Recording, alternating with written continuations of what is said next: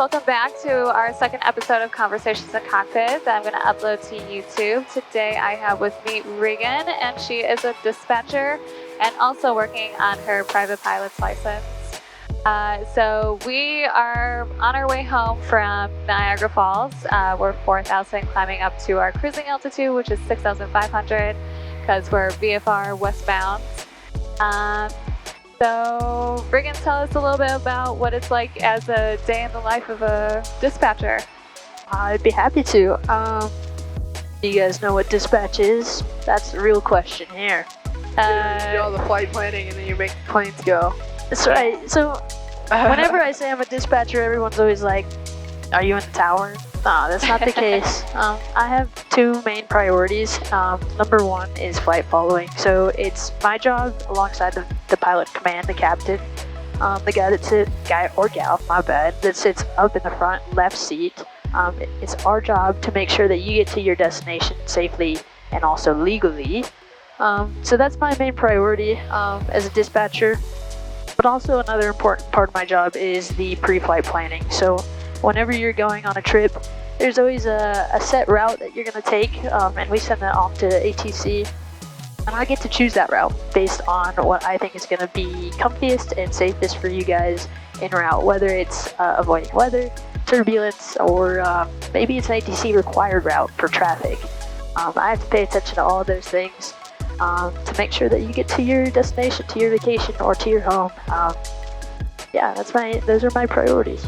Nice. So, like, if I ever have a question on, like, preferred routing or anything like that, I could call you up about that? Absolutely. I mean, I spend all day looking at weather trends. I spend all day watching ATC do their job in direct traffic. So I can give you a pretty good idea about what's going to happen when you're en route anytime. Nice. And what did you think of Niagara Falls? Because we went on the Maid in the Mist voyage, and that is a lot of fun if you ever go there. I can wear tennis shoes. Yeah, I gotta say, it was like a perfect day to do the Maid in the Mist. We were worried about it maybe being a little bit cold before we left, but yeah, it was we all had like hoodies, and then we were like, should we bring them? And then I looked at the weather, and I was like, oh, it's gonna be about 70 degrees, so maybe we should leave them behind. Yeah, with the poncho, you're kind of cooking in those things, but oh yeah, it was a lot of fun. I can't recall if I've ever been on the Maid of the Mist, but if I was probably 10 years old and don't remember it. So it was a really good experience to share with you guys. Yeah. Wish we would have planned a little better on the shoes for sure. My toes are a little soggy down there. You know, I saw that they had sandals or like flip-flops available in the souvenir shop, and I was like, oh, we should have grabbed those beforehand. Yeah, it was also a lot of fun because the Canadian side was like red and we were in the blue poncho, so it was kind of like red versus blue, but we kept waving at them. So. It's a friendly competition always. Yeah, always a friendly competition with the Canadians. Well, they had other people. There was like other groups. It was like every single company had their own color poncho. Yeah. Because there was also that cave thing that people were doing, and they were all yellow. It's like the Disney Channel games. It's like turf wars. Turf wars. No one actually Yeah.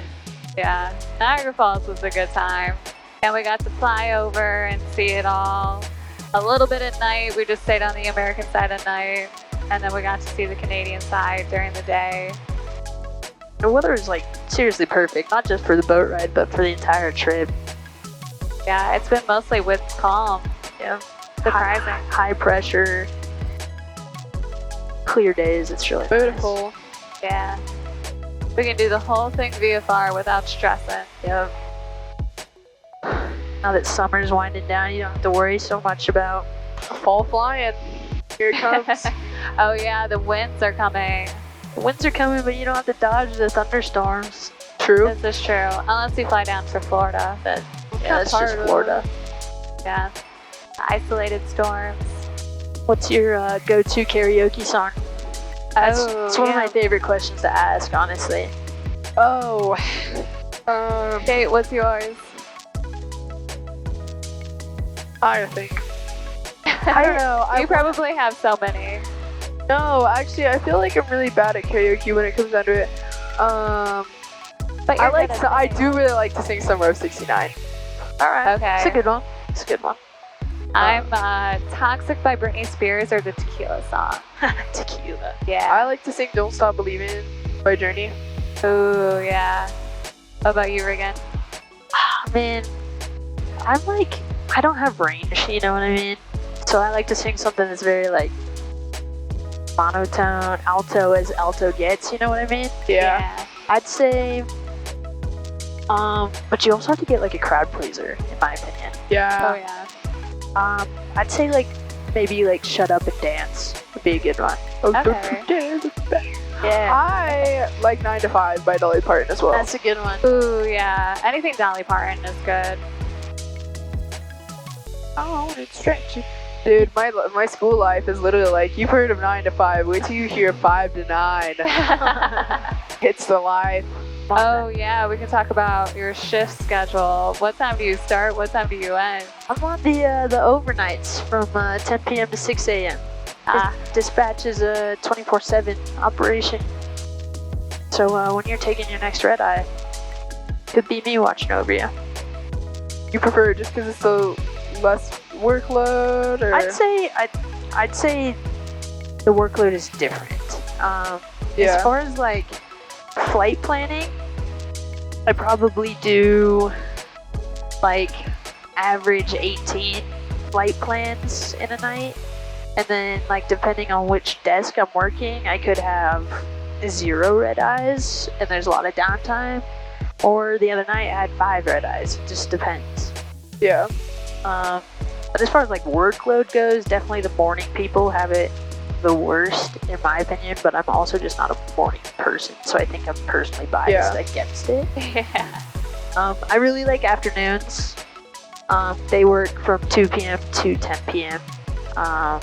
But I'm relief right now, so they just put me where they need me, and I happen to be on the overnights, so. Yeah, because you probably, do you get to like bid for your spot? Like pilots get to bid for their spot? Yeah, eventually once you have enough seniority, we're able to bid for lines, but it's whether or not there's a line vacant or not. And there's some extra rules on top of that, like you can only bid after some odd days of being checked off. And since I started with this company not too long ago in February, I'm still kind of waiting on that. That's at the end of the month that I can actually bid on a line, but there's a lot of people up above me that are going to get a line before me, so Yeah. I'll be on this live for a while. It's always about seniority and experience and all that kind of That's stuff. aviation for you. Yeah. Do you do like? Are you have any like special? Are you just doing national flights or international flights, or just vary? So right now I'm domestic, and there's certain rules in 121 where domestic is extended to also Canada and Mexico. Yeah. So I also have Canada and Mexico on my Nice. workload as well. Do you have any tips for people who work night shifts and need to keep like a regular social schedule on the weekends? Oh man, my advice is like, oh man, what is my advice? Sometimes you just gotta suffer for a little bit of fun. Like for this, I worked the day prior, and I just forced myself to get up early, 12 in the morning, just so I could go to bed at a decent time and then wake up to be able to get to where we were meeting up. Yeah. So yeah, sometimes you gotta push your body a little bit. It's not comfortable, but you know, there's progress in discomfort, you know. Yeah, I feel like sometimes, like, you know, if I can't fall asleep at night and I only get 4 hours of sleep, like my body's telling me I only need 4 hours of sleep. So to just push through until 9 p.m. the next day, and then, You know, if you gotta go to bed Take a early, nap. that's fine. That's part of being adult. yep, that's true too. I love going to bed early. It's a great time. I always go to bed early. The I always sun's- go to bed. If the sun's down, I'm down. Yeah. 9 p.m., 10 p.m. Sounds great. You know what I was really bad at before becoming a dispatcher was talking on the phone. Oh yeah. And it just really forces you to get better at it because you're talking to so many different people Yep. and you're kind of in charge of a lot of things. So there's professionality, but is that a word? Professionality? Yeah, Professionalism. Professionalism. Yeah. But there's also like like we're all on the same team, so I feel like a lot of people tend to be like really, really cordial over the phone, which is cool, which is respectful, but also like I think aviation people are like overall just really chill and cool people, and if you talk to them that way, it's just a lot more fun, I feel like. Oh yeah, definitely.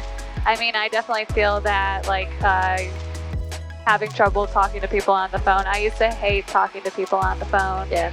But then like over time being in aviation, like everybody just talks on the phone, like A&P mechanics, like flight service guys, everyone. Don't ask me to schedule a doctor's appointment though, I'm still not calling for that. Refuse. Calling the dentist. I was having like an issue. Call the dentist for me. Yeah, for real. I was having an issue with like my credit card the other day, and I'm like, well, I'll just call them up, whatever. What's the craziest thing that's happened on shift for you? On shift. Oh my gosh. I mean, the other day I almost had like an engine shutdown situation, which is crazy. That's what do you have to do like when there's like emergency situations happening? So like in that situation, whenever an emergency pops up, whether it's like a mechanical issue or a medical issue in flight, I'm always the first point of contact. And so they will usually message me on like commercial airlines. They can ACARS me, which is basically just texting on the FMS in the plane. They'll message me to call them, and I'll tell them which frequency to monitor, and I'll dial up that frequency on my phone, and we'll talk over the frequency just like you do in an airplane about the issue. So in that instance, I called them up, and they were just outside of O'Hare, and they said to me, hey, we have a suspected fuel leak. And so I go into that fleet type, the flight manual, the POH of big airplanes, the flight manual, and I pull up the irregular checklist for a fuel leak. And you're going down the checklist, you're reading along with the pilots about what's happening, and it's just like a normal phone call too. Is I can bring on the maintenance people. Yeah. So I brought on maintenance, and as much as they'd love to help, really all they can do is say follow the checklist. What the checklist says eventually is to shut down the engine that has the suspected fuel leak. You can't shut down the engine while you're flying. So well, you can, but it's like that's an emergency, and so it was really nerve-wracking. But like they were a tanker flight, which is it's economic. So if gas is really cheap at one place, you bring a lot, then you fuel up less at the more expensive place. And so they had a lot of gas, and they were able to just manage the off balance of the two wing tanks, and we just got to O'Hare just fine. But she was the one who was checking fuel prices the whole entire way to Niagara Falls. So hey, we ball on a budget, like, we should land here because the gas is cheaper. I was like, okay. Do you only watch incoming flights or outgoing flights or everything? I watch it all, so I follow it from start to finish. I do the pre-flight planning. If they have any issues before they depart, they call me up.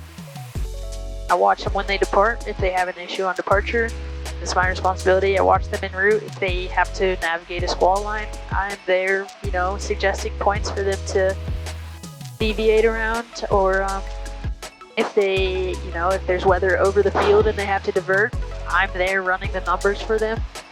I'm calling up the station. If they have a medical, I'm talking to the doctor on the phone. You basically have a doctor on demand. It's pretty cool. That's kind of cool. And I follow up with the stations, get EMS requested to meet them at the gate. Yeah. It's all my responsibility to make sure that you're there safely and legally. Yeah, lots of responsibility in aviation. Yeah. It's a pretty stressful job, but overall people are pretty kind to you. Hey, I want to thank you guys for watching this Conversations in Cockpit with Reagan, who is a dispatcher. It was really cool getting to talk to her. And now I'm about to do a hurricane relief flight. You see I got toilet paper and all this kind of stuff back here. I did one other flight on Tuesday down to Asheville. and it was really cool seeing everybody getting to pitch in. So thank you everybody who is pitching in. It's really cool to play a very small part in all of this. And also on a more positive note, Reagan passed her private pilot check ride today, so yay, go Reagan! Again, thank you guys for watching. Make sure you like and subscribe and stay tuned for more conversations in the cockpit. See ya!